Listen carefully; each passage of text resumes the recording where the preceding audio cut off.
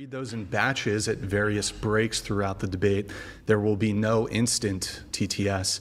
Now, if you want to just tip and have 100% of your contribution go towards us, no platform fees, no cut, you can via Venmo or Cash App. That's whatever pod on both, links in the description. We're also live on Twitch right now. Pull up another tab. Go to twitch.tv/whatever. Drop us a follow and a Prime sub if you have one. Without further ado, I will introduce our two guests. I'm joined today by Andrew Wilson, host of The Crucible. He's a blood sports debater and political commentator. Also joining us today is Kylie Brewer. She's an author, content creator, and educator. She received bachelor degrees in psychology and creative writing from Ivy League School, Brown University. She plans to pursue a graduate degree in public policy. She's already nervous. She's also a self-described leftist, feminist, anti-racist, LGBTQ activist. The topic today is feminism. You will each have up to a 10-minute opening statement, and then the rest of the show will just be open conversation with some prompt changes and breaks for messages from the audience, followed by each of you having a closing statement. Kylie, you're going to go first. Go ahead. Okay, thank you.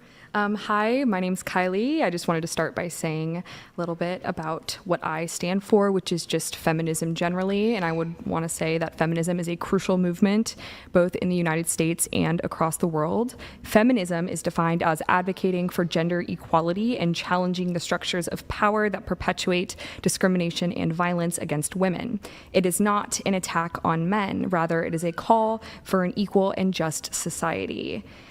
In the U.S., despite progress, women face systemic inequalities, which means that gender inequality is rooted in many of the systems that we see today. For instance, women in the U.S. earn 82 cents for every dollar that a man makes, and black women earn just 63 cents. You have to throw that so in, huh? There are three reasons. You have to throw that racial part right there in the argument. You have to, right? You have to. Potentially that this could be the case, which is, I would say that we do not value female labor enough in this country.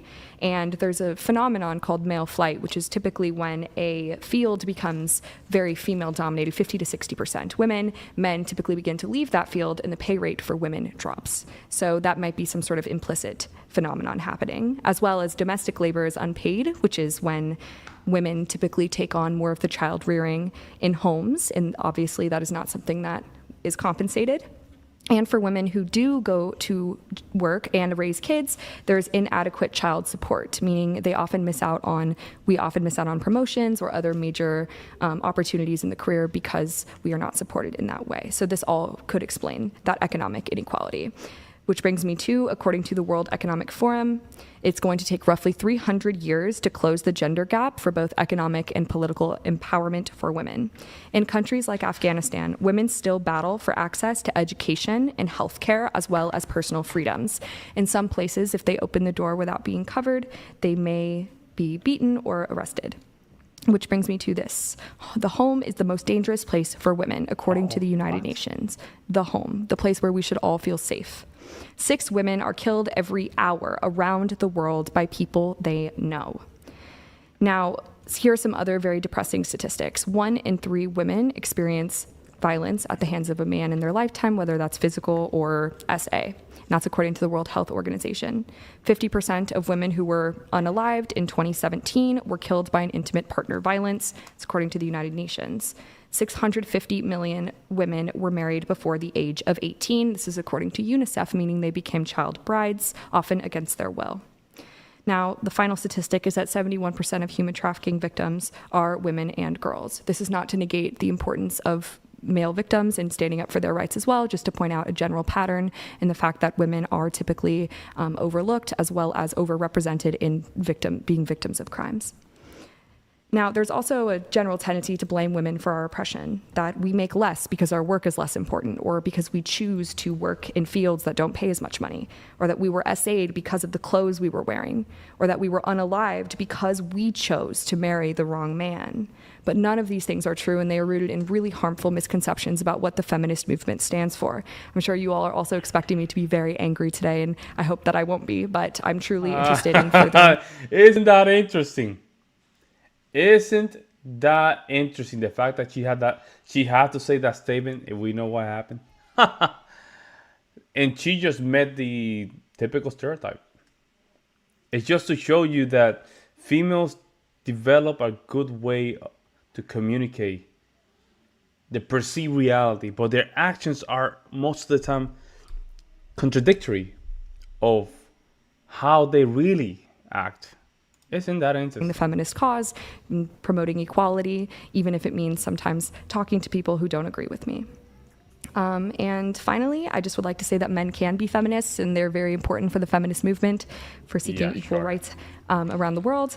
And we strive to combat hate, not promote it, for equal rights for all. And by definition, feminism is about the belief in social, economic, and political equality of the sexes, not about female supremacy or anything like that. And I hope to debunk some of the myths that people think about feminists today and show that it is a very important cause, not just globally, but in the US and in the West. All right. Thank you. All right, Kylie, thank you very much for your opening statement.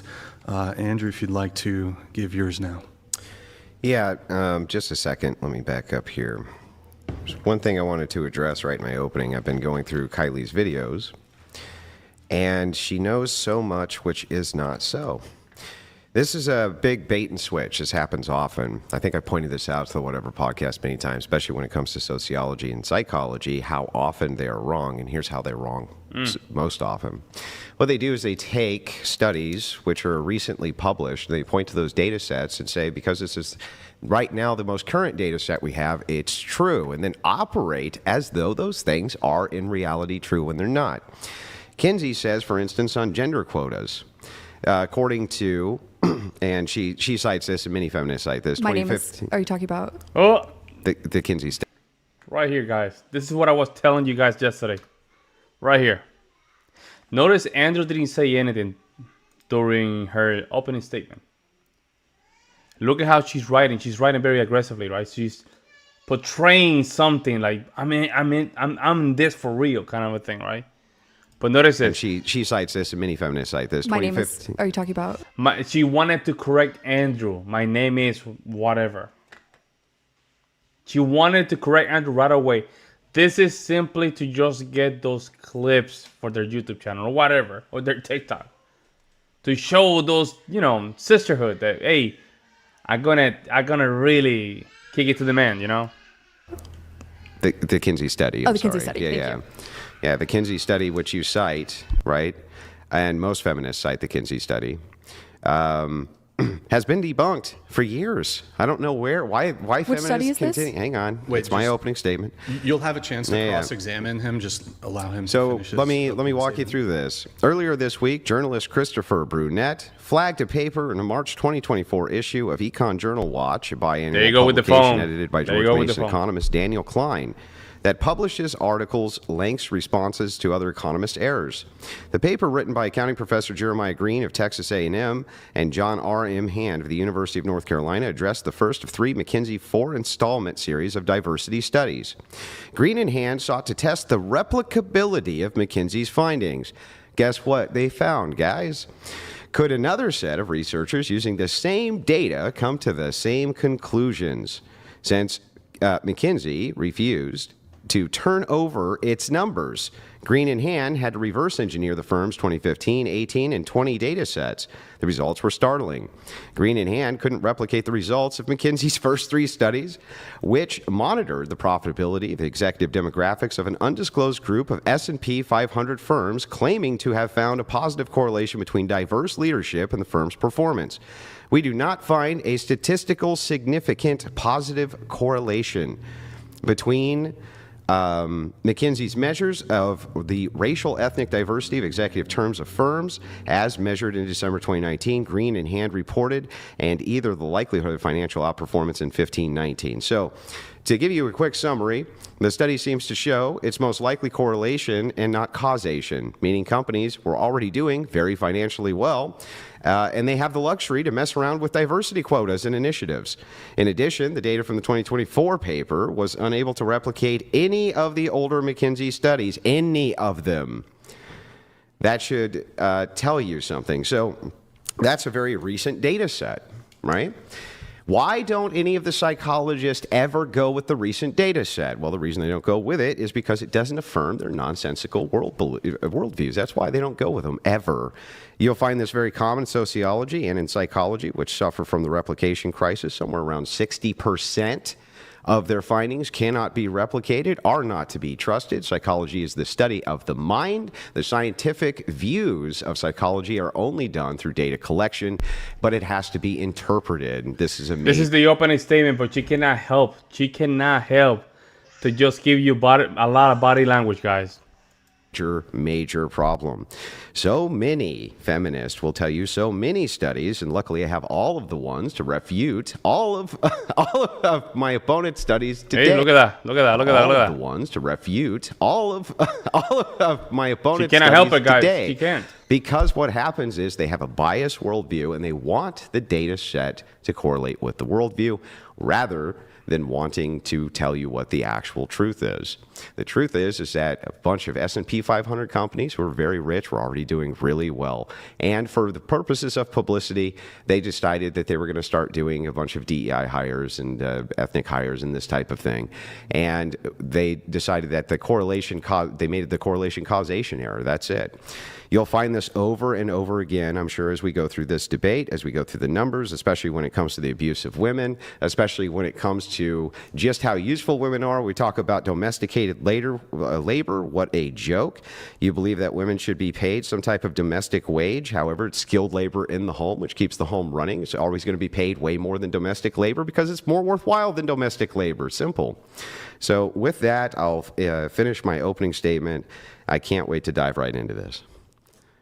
Okay, so Kylie, it sounded like you maybe had some pushback you wanted to give on something Andrew said there. Yeah, so I very briefly referenced the McKinsey study, and McKinsey & Company's Women in the Workplace study, by the way, is what he's referring to. But it's actually, if you go and look it up, it's generally considered accurate and comprehensive in its findings. So I have quite literally no idea what my opponent is talking about, as well as the fact that this is a red herring fallacy of just, oh, this is wrong and my opponent is wrong for the following reasons. How's that a red herring? Because you're not actually acknowledging any of the information that I said. I refuted the information. I didn't even hardly talk about that. I have refutations to your video. I have your video right here. And you start by saying the largest comprehensive study, the Kinsey study. Which one are you talking about? I'll play it for you. Give me a second here. Okay, well, I think we should stick to what we're talking about today. We're talking about all of this today. So I would like you to be less hostile to me, first of all, because I think we should just have a general discussion. Stop whining. We're doing a debate. Stop whining. So I'm not going to give you the reaction that I know you're looking for. Yeah. So women are better leaders than most. You agree? Yes. I was looking at that video. Yeah. Yeah. That's like one of the ones that. And you cite which study? Oh, yeah, the one that I'm talking about now. But I didn't reference that in my opening at all. So I think the people in the audience, if they had any sort of common sense following along, they'd be like, what is he talking about? Kylie didn't mention that, which I didn't. But the thing is like this is a current core part of your worldview and belief, and you make propaganda videos about it, even though it's completely uninformed. That women are better leaders. I think that is a subjective opinion. None of the statistics and facts that I gave previously are objective opinions, like the fact that women didn't have the right to vote until 1920. Women couldn't open a bank account in the United States until 1974. When did men get the right to vote? Oh, okay, I know this is exactly what you were talking about. This is what you're known for, is like getting people on a technicality that we don't historically know. But the answer to that is no. The answer to that is no. The answer is that's no. No, the answer to that is the fact that in 1920 everyone was given the right to vote, but there were still barriers to vote for people of color. When did men get the right to vote? The right to vote was guaranteed to all people in 1920, according to the 19th Amendment. Before 1920, were all men allowed to vote? No. Okay, great. They weren't. And then when men's because suffrage of white was passed, supremacy and because our system was not founded equally. Are you aware that men only got any rights to vote about a decade, roughly, before women? That is not true. Men have been the founding fathers were all men, so I have no idea what you're talking about. What does that have to do with the right to vote? The right to vote was historically. Guys, I'm telling you, she just came to this debate just to give her snippet, man. That's what. She wants to get her own one-liners and all this stuff, and that way you can go back to the sister who say, "See, I told that white man that, this and that in his face," kind of a thing. What this founding father being white has to do with this debate? Think about it, guys. What? crazy. This is gonna go down the rail quick, guys. withheld from men of color. It was a white. It was also withheld from- listen And to me. notice general also, I have to population. mention Do not cut me this. When you guys go to, this is the good part. Go to YouTube and look for the 19th Amendment.